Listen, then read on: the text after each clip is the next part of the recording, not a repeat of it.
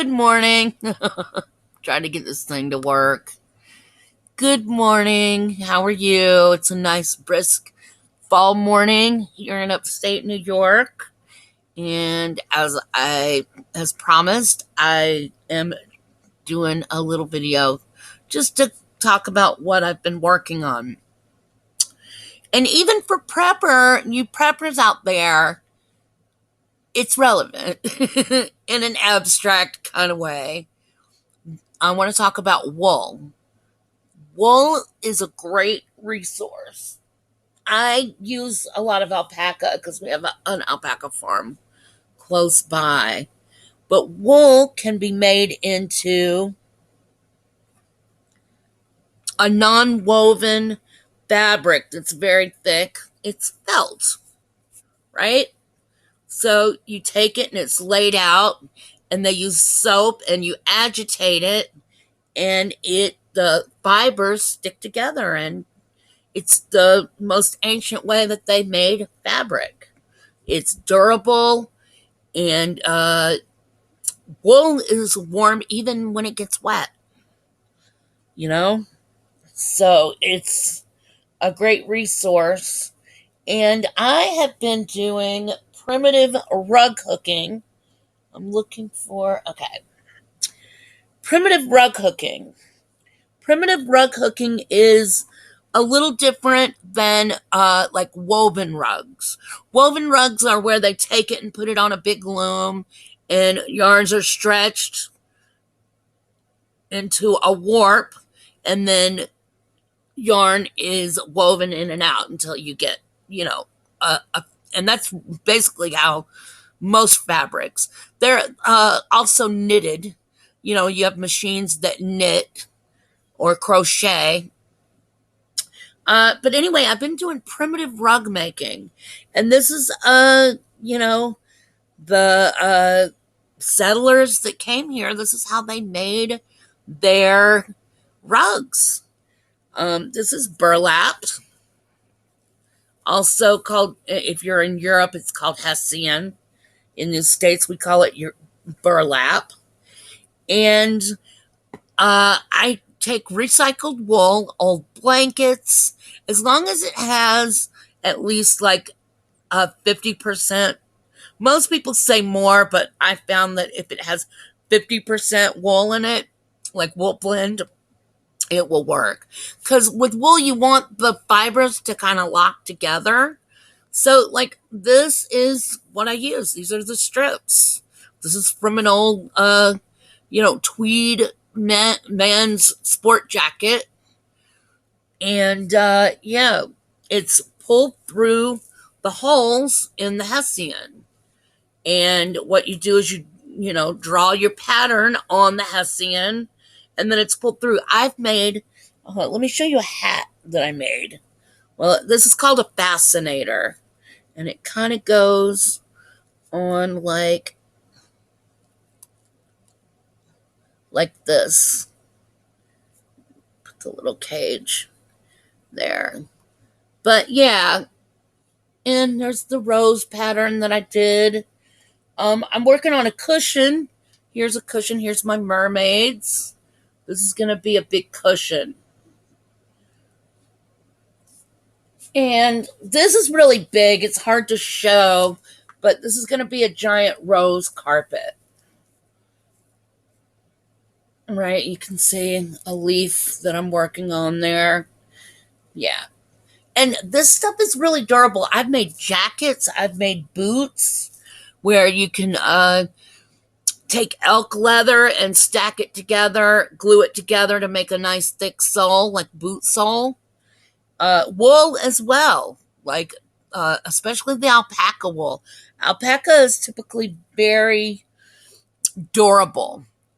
It's really strong. It's great for making rugs and such.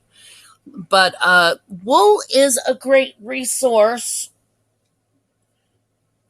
You can do all kinds of things with wool. You can do sculptures. Here's a little bunny I'm working on. And that's taken where you take and you take needles and poke it and kind of sculpt it needle felting. It's really awesome. I love working with any kind of textiles. But yeah, the rug hooking is a great way to recycle, and especially if you live in a cold climate, in a collapse or shit hits the fan situation, you're not going to be able to buy things like rugs or even, coats or even be able to go out and buy fabric. So you can take old clothing, cut it up, and run it. I have big rolls. The burlap is really cheap. Like there are instances where you can buy it for $1 a yard, 60 with a 60-inch width. So it's very affordable. And everybody has old jackets or even old blankets. Wool blankets are a great resource. Like you guys should be putting wool blankets aside because wool keeps you warm and can save your life. If it's like I said, if it gets wet, you still stay warm. So yeah. So that's what I've been doing. I wanted to thank all of you who reached out to me. I was in such a dark place.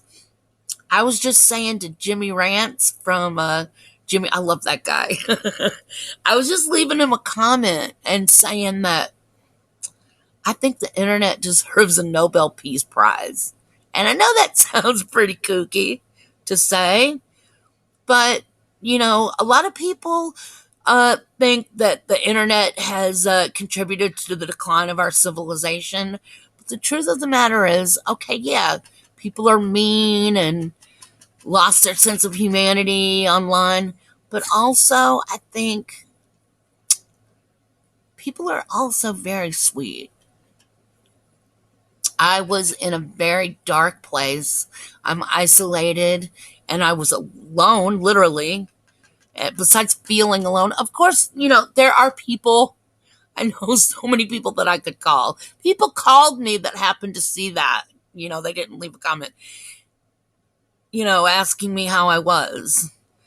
But it's like, people that interpersonally, it's almost like hard to talk about. There's a element of shame. Anyway, I just want to say that I really, really, really appreciate all the kind words and support. It means the world to me. You people have no idea how much reaching out and typing a few kind words can really affect somebody and their whole outlook, you know?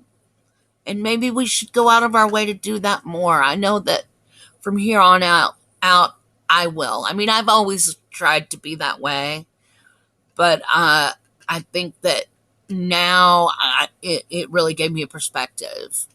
Like try to reach out to people, answer their comments when they leave one, or it makes a difference to be noticed or recognized by complete, well, you're not complete strangers, but strangers from all over the world.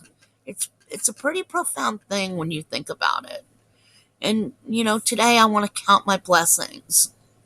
I still have things going for me. So anyway, y'all have a great day. I love you guys. And keep in touch. Leave me some comments below. Show me some more love. Can never get enough of that. Have a good day.